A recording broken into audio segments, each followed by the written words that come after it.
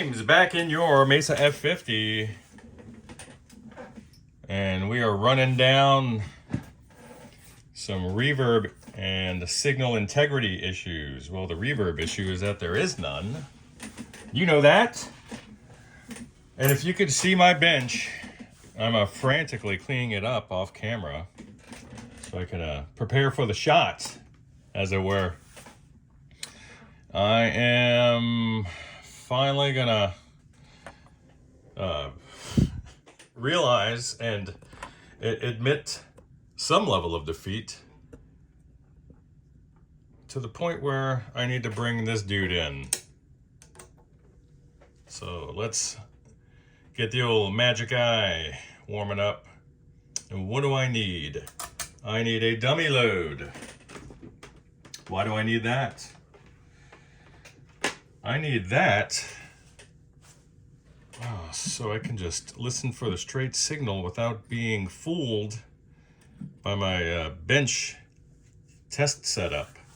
So we're going to rely on this little IT12 for its internal speaker, and plus we got that cool eye to have a look at.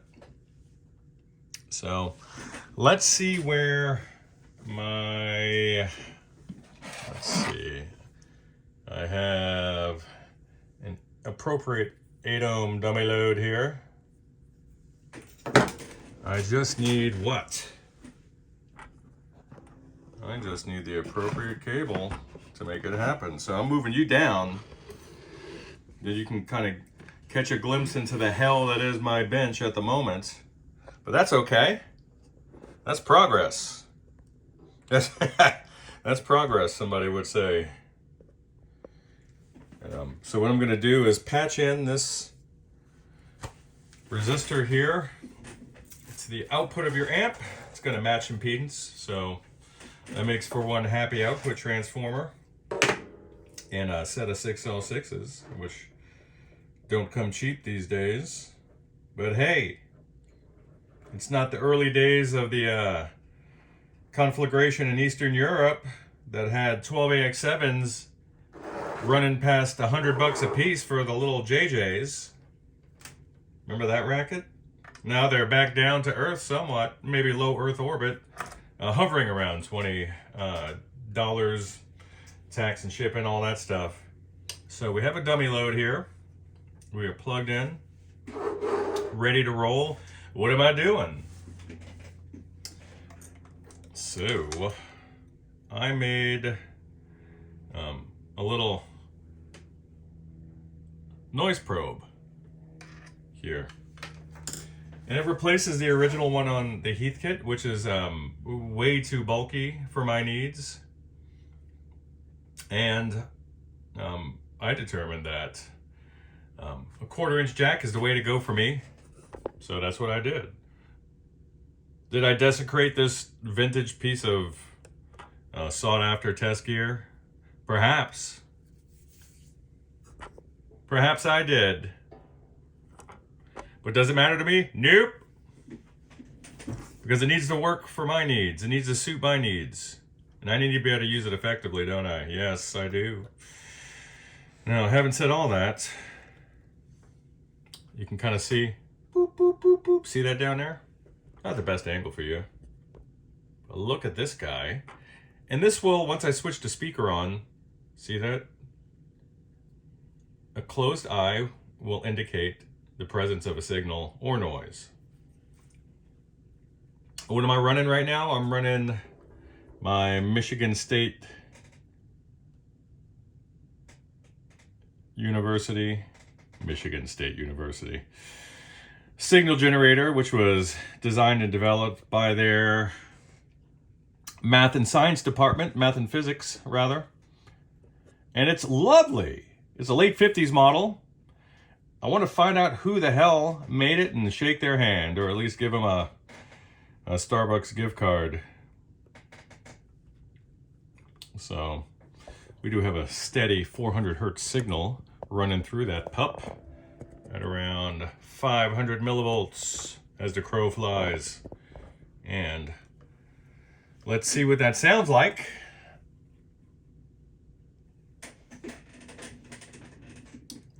I'm on a clean channel. I have the reverb pumped up. Let me grab a piece of this potentiometer and see if we can get some sound out of this girl.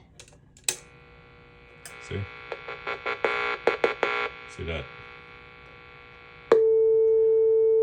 That's the sound we're going for.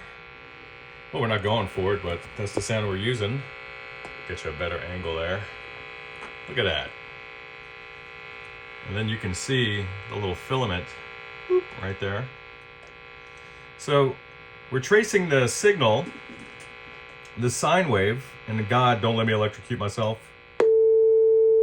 It's present there. I'm moving over to this little 5532, which is acting as, let me get that off, which is acting as the reverb driver and recovery in the absence of a nice tube design. And what am I seeing? Well, here's what I'm experiencing so far. I'm gonna give you, see if I can give you a quick look. Lord, I have to turn this mount around. That's a bear. Is that clear? Perhaps. Hey, that's not bad. This is probably the best I've ever done it. I'm gonna use this guy right here to kind of illustrate. So, what are we doing? The signal is, if you look right here, there's a reverb pad. The signal is actually coming up here, boop, jumping over there, going up to this 220K. You see that? And that's where the signal is entering. It's exiting on pin 7, and then it's driving that reverb tank over here to the recovery side, and then going on its merry way. All right, we're back, having replaced all those pesky J175s. Now we're turning our attention to that little 5532, which is that op amp responsible for driving and recovery duties on a reverb circuit, that is. So let's see what we're getting on the output, which will be pin 7, 1, 2, 3, 4, 5, 6, 7. Nice and loud. That should be driving across the reverb tank and then making it out to recovery.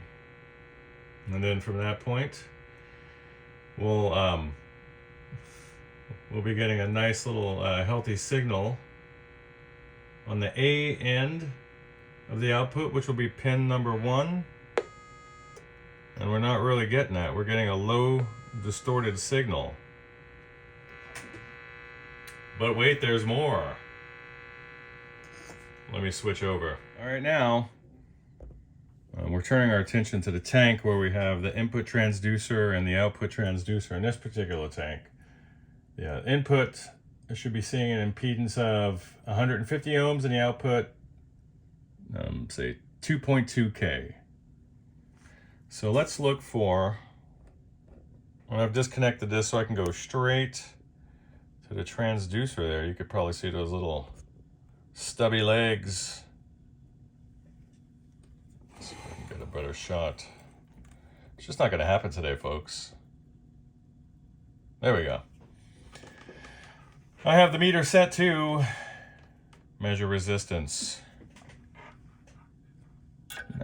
Now with this camera angle, I can't even access the legs, the terminals. There's the bottom. There's the top. I'm getting 26 ohms on the input, where I should be getting 150. Way over here on the outputs, maybe I'll just focus on the meter. It's a lot nicer to look at than my hairy knuckles, huh? So here's the input. Should be 10, remember that. 150, I'm sorry. We're getting 26 ohms. And then over on this transducer, we should be getting 2.2K ohms.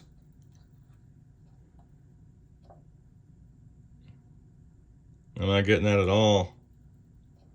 I'm either getting overload, or if I jiggle it, Sometimes I'll get in the meg range. So how can you drive a signal across that? Under these conditions, who's gonna work under those conditions? Not the lowly little 5532, I can tell you. You need a bolt of lightning to drive this tank.